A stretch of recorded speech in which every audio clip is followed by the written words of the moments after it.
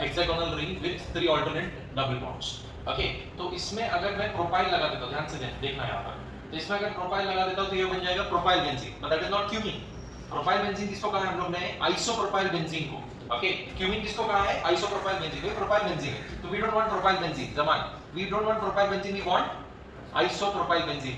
Zaman request to come here. नहीं अच्छा, तो दूर अच्छा नहीं लग रहा, मेरा फेवरेट स्टूडेंट इतना पीछे बैठा, इतना दिल को कितना खराब लग रहा है, इसका सामने बैठेगा तो थोड़ा तसल्ली मिलेगी मेरे को, आ जाओ। सो ये है प्रोपाइल बेंजीन, बट हमको प्रोपाइल बेंजीन नहीं चाहिए, हमको क्या चाहिए? Isopropyl benzene. राइट, हमको क्या चाहिए? Isopropyl benzene.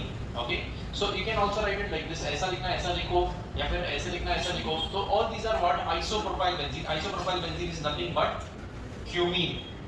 Okay, isopropyl benzene in other words is cumene। ठीक है, समझ में आया क्या स्ट्रक्चर है आइसोप्रोपाइल बेंजीन का? क्यूमीन का स्ट्रक्चर क्या समझ में आ गया आपको? किसमें? पहला प्रोपाइल बेंजीन में इधर ब्रांचिंग सेकंड कार्बन पे बेटा, ये first carbon second carbon third carbon, branching second carbon पे। पहले केस में ब्रांचिंग फर्स्ट कार्बन पे था, तो वो प्रोपाइल बेंजीन था। और सेकंड कार्बन पे 1 2 3 कार्बन अटैच है, तो क्या कहेंगे हम लोग उसको? Isopropyl benzene. उस दिन सिखाया था मैंने, क्या बोला था कि सेकंड कार्बन पे 3 कार्बन अटैच है तो आइसो, और सेकंड कार्बन पे 4 कार्बन अटैच है तो नियो। राइट, याद है ना? ये भी बताया था कि every iso is a tertiary carbon, but every tertiary is not an iso. हर आइसो में टर्शियरी कार्बन तो है ही, बट हर टर्शियरी कार्बन आइसो नहीं। जैसे कि उस दिन भी एग्जांपल दिया था आपको कि ये इसके भी इधर भी एक कार्बन को 3 कार्बन डायरेक्टली अटैच्ड है, बट ये कार्बन थर्ड कार्बन है, सेकंड कार्बन नहीं। सेकंड कार्बन में ही थर्ड कार्बन रहेगा, तभी हम उसको आइसो कह पाएंगे। इसको आइसो कह पाएंगे क्या विदेशी? इसको आइसो नहीं कह पाएंगे, बिकॉज़ सेकंड कार्बन पे 3 कार्बन्स नहीं। ओके, सो इसको टर्शियरी कहेंगे। So every iso is a tertiary, but every tertiary is not an iso. नहीं समझ में आया? बुरा ना माने पक्का। वैसे ही every neo is a quaternary carbon, but every quaternary carbon is not a neo. Okay Joel, getting this? Pay attention now. अच्छा, अब मेरे को जो रिक्वायरमेंट है स्ट्रक्चर को लिखने की, सबसे पहले तो निमोनिक बता देता हूं कि इस रिएक्शन को याद कैसे रखेंगे। So from cumene, commercial method है, प्रिपरेशन ऑफ फिनॉल्स है। तो इसमें क्यूमीन में the mnemonic which is going to help us to remember is cook, but cook का स्पेलिंग में जानता हूं COOK रहता है, बट यहाँ पे COOC लेंगे। कुक का स्पेलिंग थोड़ा सा अलग, ठीक है, क्योंकि C से हमको क्या याद रखना है? क्यूमीन। O से क्या याद रखना है? ऑक्सीजन। एंड दोनों ऑक्सीजन्स अगर एक दूसरे से कनेक्टेड है, ओके, दोनों ऑक्सीजन्स अगर एक दूसरे से कनेक्टेड है ऐसे, तब हम लोग उसको कहते हैं पेरोक्साइड। क्या कहते हैं? पेरोक्साइड। और लास्ट वाला सी किसके लिए सर? लास्ट वाला see to remember, cobalt naphthenate. Okay, cobalt naphthenate. Okay, so cook is the mnemonic. C will stand for cumene, that is isopropyl benzene, you should know that. O will stand for oxygen, we're going to add oxygen right now. We're going to get a peroxide after that, and on the arrow we'll be adding cobalt naphthenate. आगे देखते हैं होता क्या है, हमको phenol कैसे मिलता है। ठीक है, तो अब ये आइसोप्रोपाइल बेंजीन जो है, यही आइसोप्रोपाइल बेंजीन को मेरा कुछ रिक्वायरमेंट है, उस रिक्वायरमेंट रिएक्शन की रिक्वायरमेंट के लिए सेम स्ट्रक्चर ही बनाऊंगा, लेकिन कुछ इस तरीके से बनाऊंगा। CH। अब मैं बताना ये पहला वाला स्ट्रक्चर और ये वाला स्ट्रक्चर सेम है या अलग है? Is it identical? LP, is it identical? Yes, it is identical. It is identical because first, second, third carbon. This is the first carbon, second carbon, third carbon. Second carbon पे ही 1 2 3 carbon से attach. मेरा CH इधर ही होना चाहिए, नहीं तो फिर क्या हो जाएगा?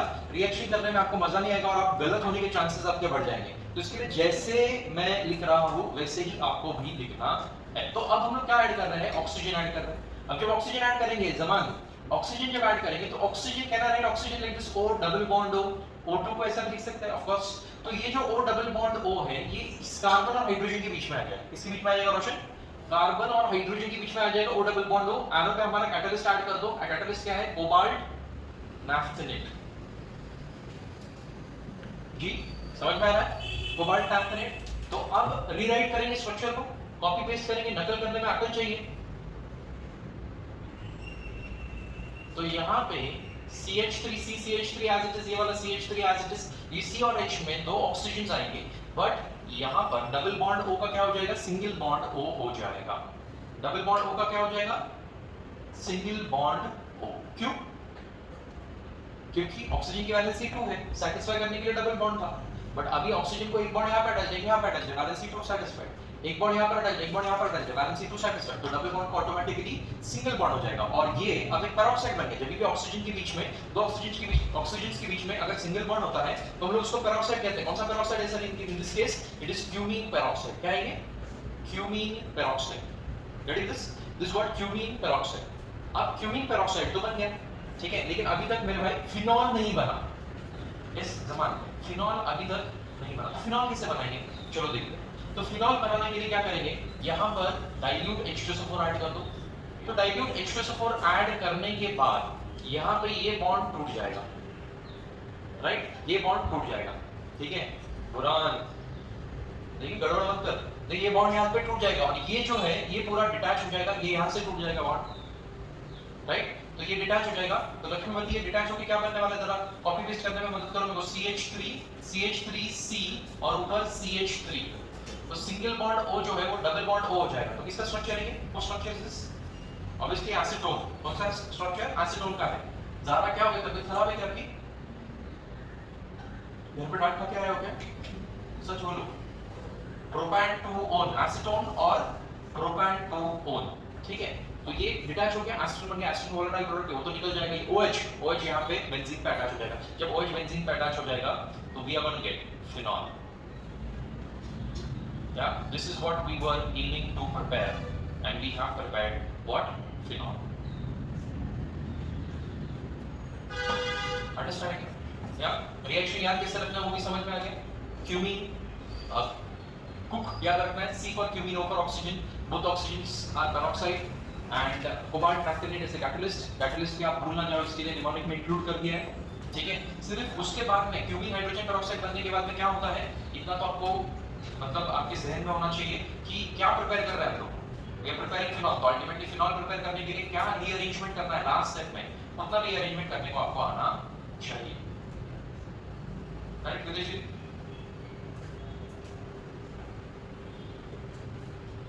बोलेगा ना what did ask right? Last class में नहीं है ना? ठीक है, तब तक Are you fine now? Good. So, अब कंटिन्यू करते हैं आगे। ये एक मेथड हो गया, एक रिएक्शन का प्रोसेस हो गया। क्या प्रिपेयर करने के लिए? फिनॉल प्रिपेयर करने के लिए। अब और एक मेथड देते हैं फिनॉल प्रिपेयर करने। Should I resolve this? So, phenol prepare करने के लिए और एक इंटरेस्टिंग मेथड है जिसका नाम है डाउस प्रोसेस। क्या है? डाउस process.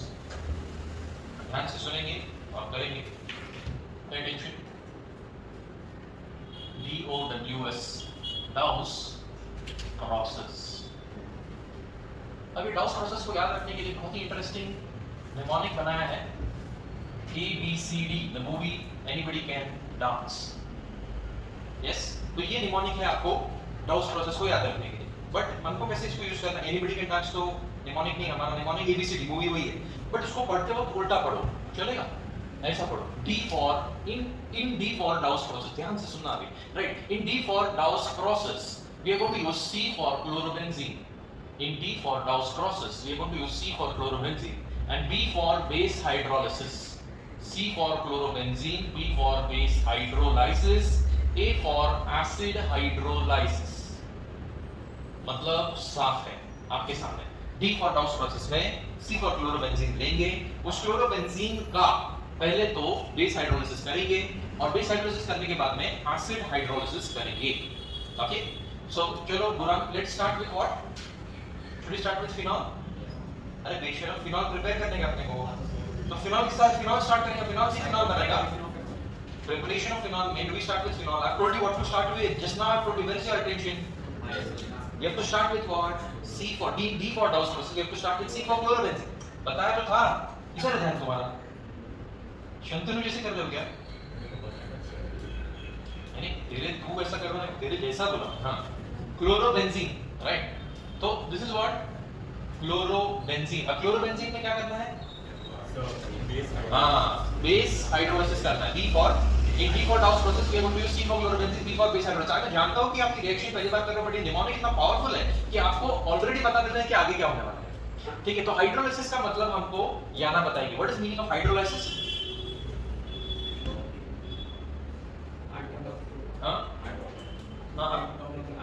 Add water and do what? No. Meaning of hydrolysis. Meaning of hydrolysis. Yes.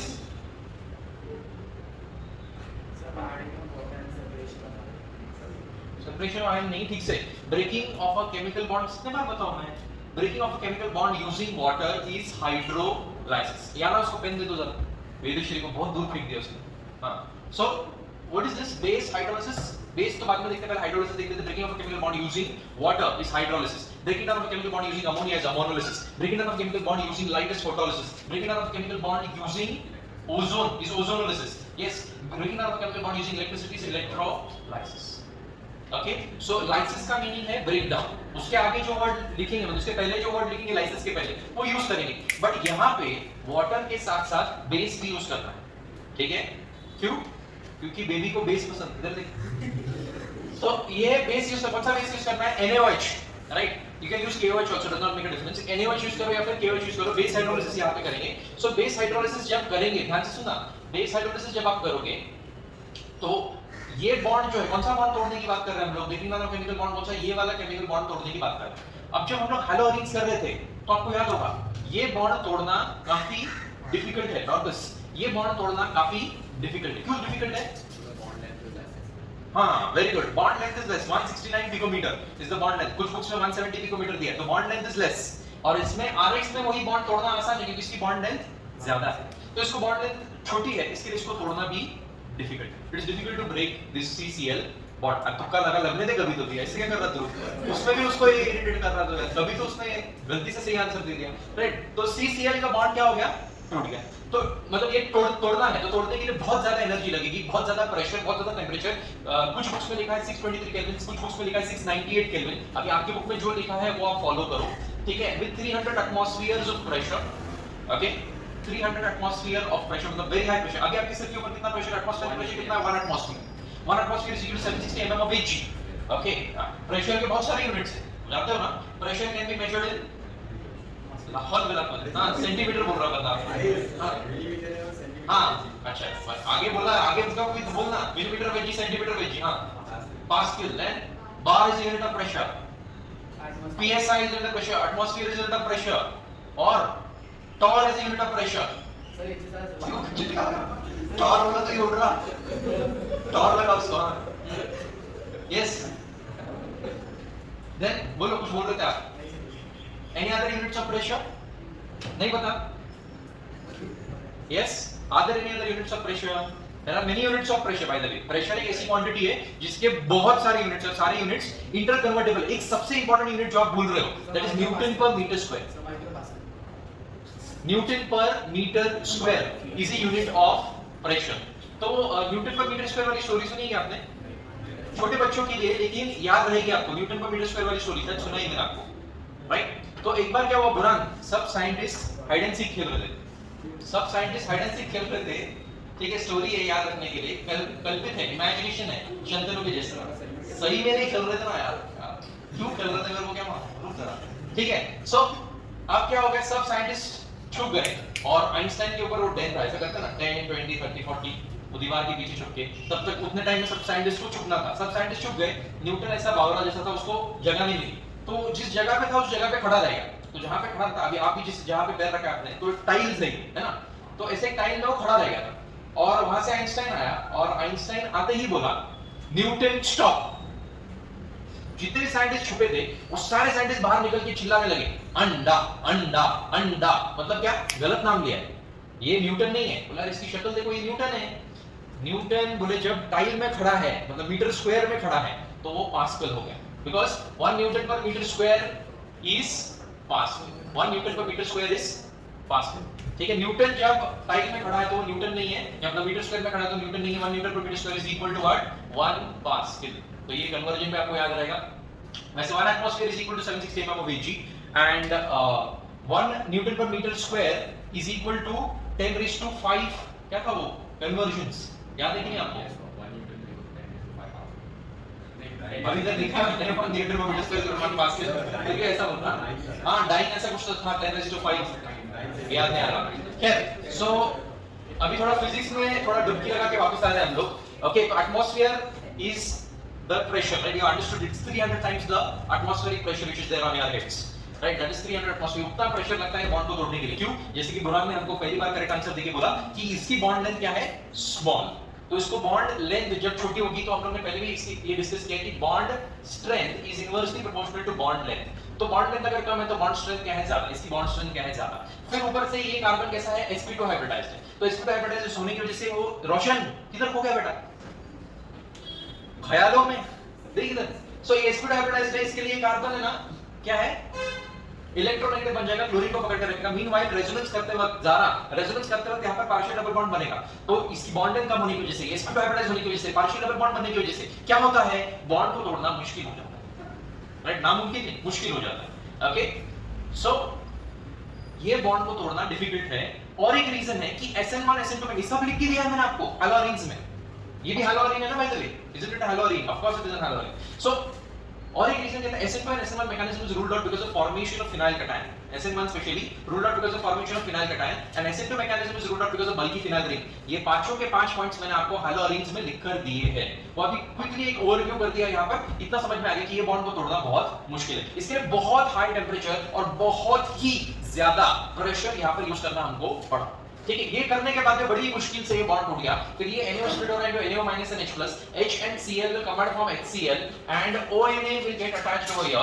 So when ONA gets attached onto the phenyl ring, what do we get either?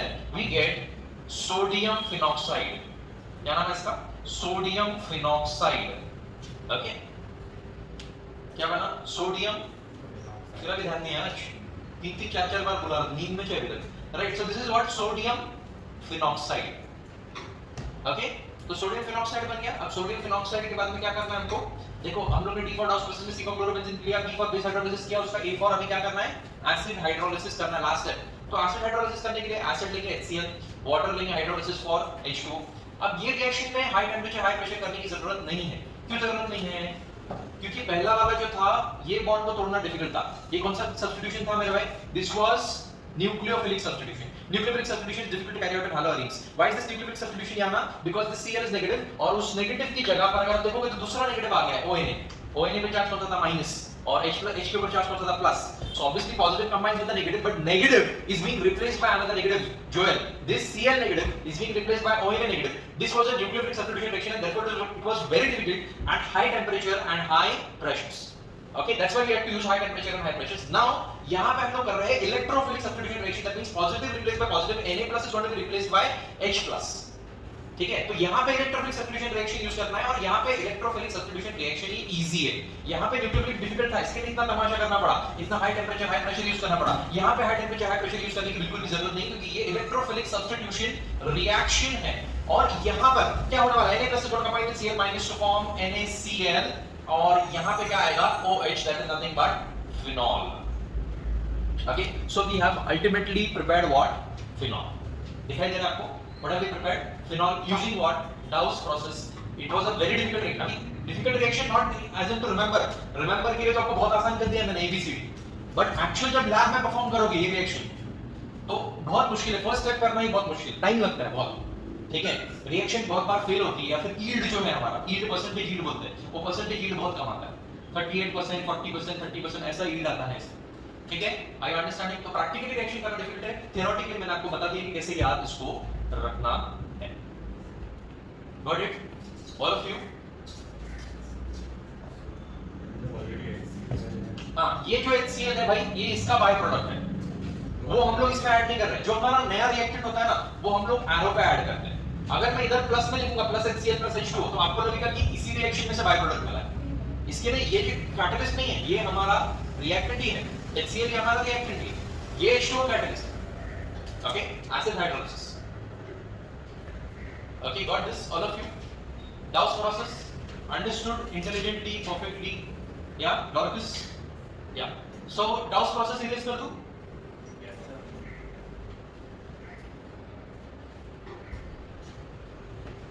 Action को मैं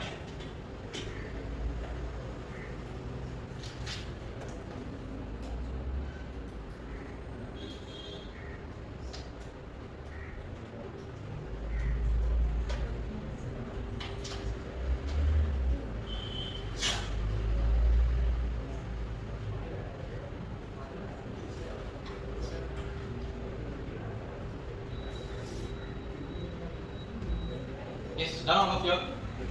तो Gauss process के बाद में, ठीक है, ये देखो फिनॉल्स के जितने भी प्रिपरेशन है ना वो सारे बहुत इंटरेस्टिंग है, ठीक है, और आपको भी करने में मतलब अगर आप ध्यान से करते हो और इधर ही लर्न कर लेते हो तो आपको बहुत मजा आएगा रिएक्शन करने में। अगर आप बोलोगे नहीं मैं बाद में करूंगा, पेंडिंग मत रखो कोई भी चीज को। 12th में जैसे ही you allow things to cumulate, ठीक है, फट जाती है, क्यूमुलेट मत होने देना, ठीक है, चीजों को पेंडिंग मत रखना, नहीं तो आपको ये सिलेबस बिल्कुल भी डिफिकल्ट नहीं याद रखना। ये सिलेबस सिर्फ वॉल्यूमिनस है, ठीक है, वॉल्यूम की वजह से इंसल्ट उठता है, डिफिकल्टी लेवल की वजह से नहीं। इनफैक्ट मैं यहाँ तक कहूंगा कि आपका 12th 11 से भी इजी, बट सिर्फ बड़ा होने की वजह से टेंशन आता है। इसके लिए छोटे छोटे चंक्स में जब हम लोग कर रहे हैं तभी के तभी लर्न करके खत्म करो, नहीं तो बाद में सब अक्यूमुलेट करके रखोगे तो you will have to kneel down and cry, फिर भी कोई नहीं आएगा मदद के। समझ में आ रहा है क्या बोल रहा हूँ? So and this syllabus is such that ये याना ब्रांड न्यू होते जाता है जैसे जैसे टाइम चला जाता है ना। से फॉर एग्जांपल आज कौन सा डेट है? आज 16 मई है, तो 16 मई को मैंने आपको पढ़ाया, आपने ये खोला 16 दिसंबर को, से फॉर एग्जांपल आपको एग्जाम है जनवरी में प्रीलिम्स है और 16 दिसंबर को खोला, तो ये जब आप देखोगे नोट्स, अभी कितने लोग तो नोट्स भी नहीं बना रहे ढंग से, आई की बुक में सब कुछ लिख रहे हैं, बट जो जिसने ठीक से नोट्स भी बनाया है उसको भी समझ नहीं आएगा क्या था ये, क्या हुआ था, क्या डाउट्स, क्या एबीसीडी, क्या लिखा है, राइट, ब्रांड न्यू हो जाएगा, ठीक है, क्यों? अभी तो एकदम फ्रेश है दिमाग में, अभी आप बिल्कुल नहीं भूलोगे, बट अगर इसको रिवाइज नहीं करोगे आप पीरियोडिकली, बुरान पीरियोडिकली अगर रिवाइज नहीं करेंगे तो ये कॉन्सेप्ट पूरा ब्रांड न्यू हो जाएगा। आपको ऐसा लगेगा अरे सर तुमने कुछ पढ़ाया नहीं पूरे साल, अल्कोहल फिनॉल कुछ हुआ ही नहीं हमारा, ऐसा आपको लगेगा। क्यों? क्योंकि याद कुछ नहीं रहेगा। Are you understanding? तो आइंस्टाइन के ऊपर से आके पढ़ा लिया ना तुमको, ऐसा ऊपर से आइंस्टाइन उतर के आया तुमको पढ़ाने के लिए और तुमको बहुत बढ़िया तरीके से समझ गया, ऑब्वियसली आइंस्टाइन पढ़ाएगा तो सवाल ही नहीं, राइट। तो वो पढ़ाने के बाद में भी कुछ बाकी रहता है, दैट इज सेल्फ स्टडी। अब आइंस्टाइन 16 में को यहाँ पे आके पढ़ाया और बोला कि 16 मार्च को जाके डायरेक्ट एग्जाम में लिख देना जो मैंने पढ़ाया, याद नहीं रहेगा। मतलब हाँ ऊपर ऊपर से कॉन्सेप्ट याद रहेगा, बट उसका डेरिवेशन लिखने जाओगे 360 डिग्री फटेगी, समझ में आ रहा? नहीं लिख पाओगे, समझ में आ रहा? क्यों? क्योंकि वो प्रैक्टिस चाहिए, सिखाने के बाद में, सिखाने और एग्जाम में लिखने के बीच में सेल्फ स्टडी चाहिए, समझ में आ रहा है? वही लैकिंग है ना, तो वो करो, उसके बिना रिजल्ट नहीं आने वाला, ठीक है। कितना मैं इधर डांस करके भी पढ़ा दिया मैंने, कथकली, भरतनाट्यम, ऐसा ऐसा करके ओएच भी करके पढ़ा दिया, ऐसा ये ओएच निकला, ये एन निकला, ऐसा पूरा डांस करके भी पढ़ाया ना, चल तो इमेजिन कर रहा है, ठीक है। तो वो करने के बाद भी याद नहीं रहेगा, अब याद रहेगा कुछ देर के लिए, लिमिटेशन है इसका। साहब ऐसे करो सर, हम पक्का सर्टिफिकेट। हाँ, ये नचाना चाहता है तो एक काम करना, तो ऐसा ये गजरा लपेट के एक देखो लोड देता है ऐसा, शुरू, आरंभ, शुरुआत, नाचो सर, अब नाचना बाकी है खाली तेरे सामने, ठीक है। और सेल्फ स्टडी मेरे लिए नहीं करना है, कुछ होगा तो सेल्फ स्टडी नहीं करना है, सेल्फ स्टडी आपके करियर के लिए करना है रोशन, सेल्फ स्टडी आपके करियर के लिए करना, खुद के लिए, ठीक है, याद रखो जरा। और जितना भी आपको मतलब हेलो ये एटीट्यूड है ना, ये 2 दिन का है बेटा, जब तक आपके पेरेंट्स है ना, आपके पेरेंट्स आपको सप्लाई कर रहे चीजें तब तक एटीट्यूड है। एक बार उन्होंने अपना हाथ निकाल दिया या खुदा ना खास्ता उनको कुछ हो गया तो गॉन विद द विंड हो जाएगा सब, तब पता चलता है कि दुनिया क्या है। अभी हम लोग मस्त उड़ सकते हैं। चलो now we have to start with BSA। Okay, BSA क्या है? Benzene sulphonic acid.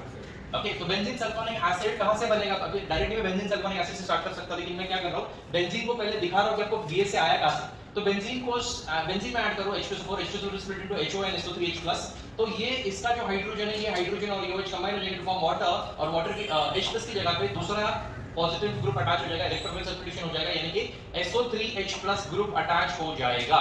और जब SO3H+ ग्रुप अटैच हो जाएगा तो हम इसको कहेंगे बेंजीन सल्फोनिक एसिड। तो यहां से एक्चुअली रिएक्शन शुरुआत होता है, बट मैंने एक स्टेप पहले से आपको बता दिया कि BSA भाई आता कहां से, तो आता यहां से।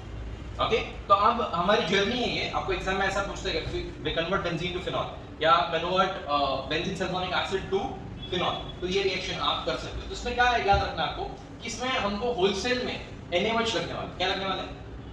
NaOH हमको होलसेल में लगने वाला ये रिएक्शन। तो NaOH बहुत सारे लगेंगे, तो एक NaOH तो मैं यहाँ पे ऐड कर देता हूँ।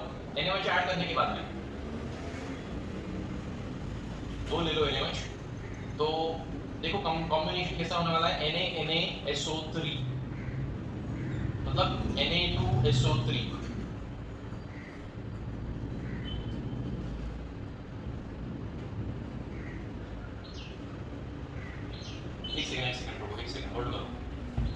जल्दी हो गई, नेक्स्ट स्टेप में करना है, एक सेकंड। NaOH है ही यहाँ पर, बट पहले क्या होगा, H plus will be replaced by Na plus. So H plus will be replaced by Na plus, and because we want to replace H plus by Na plus, we will get what? SO3Na. मतलब this is split into Na plus and OH minus. So H plus and OH minus will combine to form H2O, and Na plus will come and get attached over here. So once you get SO3Na, now you again add NaOH. ठीक है?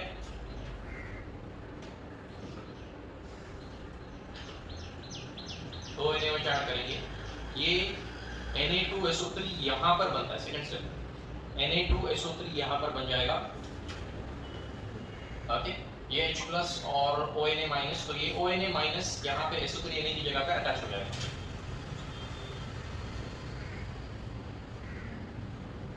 Okay, तो ये आपका familiar compound है sodium phenoxide, आपके लिए familiar है क्या, सोडियम फिनॉक्साइड। और सर ये बचा हुआ क्या हो जाएगा, ये OH और H कंबाइन हो जाएगा तो फॉर्म H2। बस एक बार आपको सोडियम फिनॉक्साइड मिल गया, उसके बाद में मेरे को सिखाने की जरूरत नहीं, आपको आगे क्या करना है। जो आपने डाउस प्रोसेस नहीं किया था सोडियम फिनॉक्साइड के साथ, क्या किया था, एसिड हाइड्रोलिसिस किया, बस वही करो, एसिड हाइड्रोलिसिस करो, तो आपको क्या हो जाएगा, this Na plus Na will combine with Cl to form NaCl, और Na plus will be replaced by H plus, so we get phenol, phenol plus NaCl, that's it।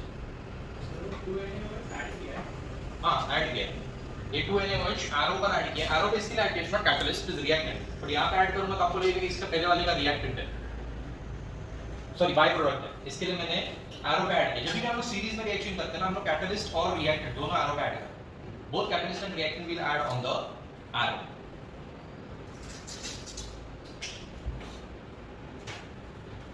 Got it? या ना? Should I raise this?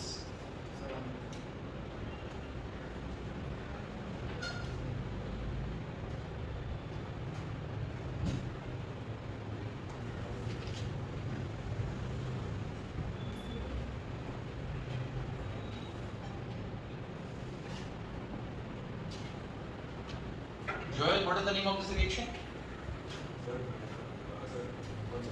ये बता।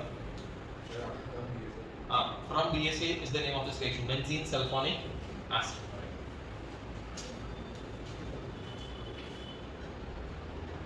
Go on, write on the next one। From BSA के बाद में लिखो।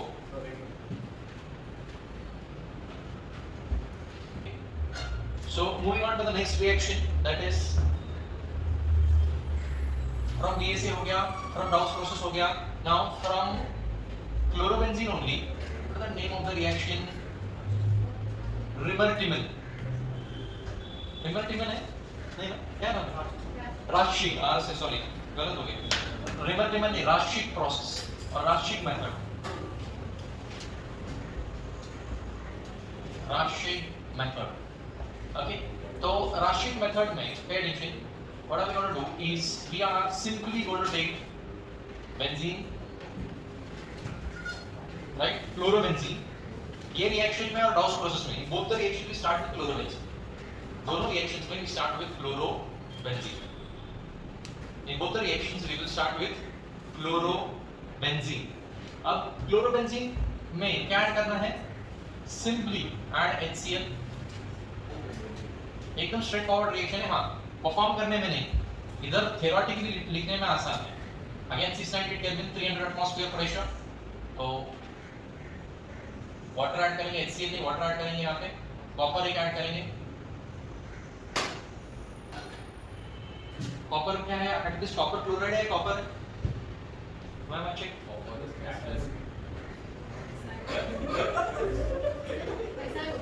SiO2 है at least, या हाँ इसको ये ऐसे याद रखना बराबर, देखो CRS central regulatory services, C for chlorobenzene, R for Raschig method and S for SiO2।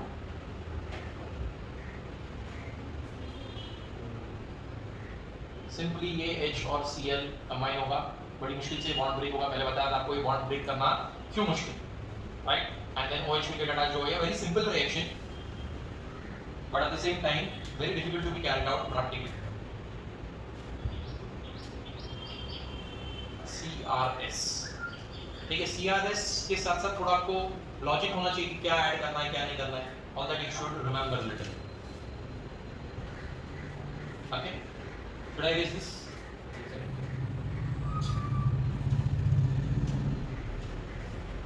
पांच रिएक्शन हो गए क्या हमारे? पांच नहीं, चार हो गए और एक लास्ट रिएक्शन बाकी है हमारा, right. Last reaction for preparation of phenols, that is from benzene diazonium chloride. अगर आपको याद है फ्रॉम एनिलीन लिख सकते हैं। हम लोग ने सैंड मेयर्स किया था, याद है आपको? डिटेल में किया था सैंड मेयर्स, याद है कि नहीं? Sandmeyer's, aniline S for sodium nitride, AN for aniline, aniline is benzene with NH2, याद आ रहा है क्या? सोडियम नाइट्राइड इज NaNO2, ओम, कुछ तो भी याद है कि नहीं? एनिलीन प्लस सैंड मेयर्स का स्पेलिंग क्या था, याद है कि नहीं? देखो ऐसे सिखाया था मैंने आपको, sand Meier's reaction, right? So S will stand for sodium nitrite, वो sodium nitrite यहाँ पर यूज कर दिया हम लोग ने, NaNO2, AN for aniline and D for disonium। तो disonium ये मिल रहा है आपको, कैसे देखो, अब NaNO2 sodium nitrite we will add on the arrow, याद है ना? in situ reaction था NaNO2 plus HCl।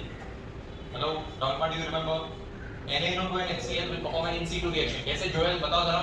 NaNO2 plus HCl gives you HNO2 plus NaCl। तो ये पैरेलल रिएक्शन होगा, इन situ रिएक्शन, ये मेजर रिएक्शन को सपोर्ट करने के लिए। तो क्या होगा?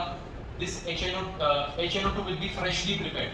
HNO2 मैंने आपको सिखाया था नाइट्रिक एसिड का छोटा भाई, nitrous acid. Okay, nitric acid is HNO3, nitrous acid is HNO2। तो क्या होगा? अब ये नाइट्रोजन और ये नाइट्रोजन एक दूसरे को देखेंगे, हाय कहेंगे, क्योंकि they are in the native state, they are old friends, they are in the native state and they exist in the native state as N triple bond. Native state मतलब यहाँ पे 80% nitrogen है कि नहीं? 78 to 80% nitrogen है। कैसा है वो नाइट्रोजन? N ट्रिपल बॉन्ड है, वेरी स्टेबल, N2। बट अभी यहाँ पे भी स्टेबल नहीं हो रहा है, क्यों? क्योंकि यहाँ पे इस नाइट्रोजन की वैलेंसी तो सैटिस्फाइड है 1 2 3, बट ये वाला नाइट्रोजन 1 2 3 के साथ में फोर्थ बॉन्ड भी अटैच है। So this nitrogen is little disturb. कौन सा? ये वाला लेफ्ट वाला nitrogen is a little disturb and this therefore develops a positive charge on itself। To this positive charge what is being attached? Cl minus। इससे Cl minus कहाँ से आया? यहाँ पे आयनिक फॉर्म में था, तो ये पॉजिटिव चार्ज को Cl minus आयनिक बॉन्ड के साथ में, इलेक्ट्रोस्टैटिक फोर्सेस ऑफ अट्रैक्शन के साथ में यहाँ पर अटैच हो जाएगा। This will be called as diazonium chloride. I have told you last time, हम लोग ने उस दिन शूटिंग किया था, मेरे को याद है। Diazonium chloride is the magic compound. आप सब यहाँ पर बैठे थे एक साइड पे, याद है क्या? डाइजोनियम क्लोराइड, अगर नहीं याद है तो वीडियो देख लेना, ठीक है। So diazonium chloride is the magic compound, इसमें आप जो जो ऐड करोगे वो आपको मिलता जाएगा, ठीक है। टोटल 9 प्रोडक्ट्स मैंने आपको गिन के दिखाए थे इसमें, यस, इससे 9 प्रोडक्ट्स जो मिलते हैं वो गिन के दिखाए थे मैंने आपको। Chlorobenzene, bromobenzene, iodobenzene, fluorobenzene, then phenol, only benzene, benzene sulphonic acid, nitrobenzene, cyanobenzene, ऐसे करके टोटल 9 प्रोडक्ट्स इसमें से मिलते हैं, राइट। जो आप ऐड करोगे वो आपको मिलेगा, क्यों? इसके लिए मैंने आपको इसको मैजिक कंपाउंड कहा है। क्यों ऐसा? क्योंकि ये जो नाइट्रोजन है ये बॉन्ड तोड़ने ही वाला है, क्योंकि it is stable with the triple bond, it wants to stay in peace with the other nitrogen with triple bond. It's a very inert gas nitrogen. तो उसके लिए लेस मानो ना, जो चिप्स खाते हो उसमें भी नाइट्रोजन गैस भरा है, ताकि वो लेस की चिप्स में जो ऑयल है उसको ऑक्सीडाइज ना करते, रैंसिड ना करते। तो इसके लिए we drive out all the air, oxygen, and we fill it with nitrogen gas. Burhan बोलते हैं सर इसमें हवा ज्यादा है और चिप्स कम है, क्यों? क्योंकि एक तो it acts as a cushion, number 1, ठीक है। आप इधर से भी नीचे फेंक दो तो भी चिप्स का चूरा नहीं होगा, because that air acts as a cushion. Okay, which air is it? It is not normal air, it is nitrogen gas which is inert and it increases the shelf life. तो अब यहाँ पे H+ attach कर दिया, H+ मैंने add कर दिया, directly ये बॉन्ड तो टूट गया, ये निकल गया, इसकी जगह पे क्या अटैच हो जाएगा? OH अटैच हो जाएगा और हमको हमारा डिजायर्ड प्रोडक्ट यानी कि फिनॉल मिल जाएगा। क्या मिल जाएगा? Phenol. Got it? This was the last method, and here we have prepared what? Got it?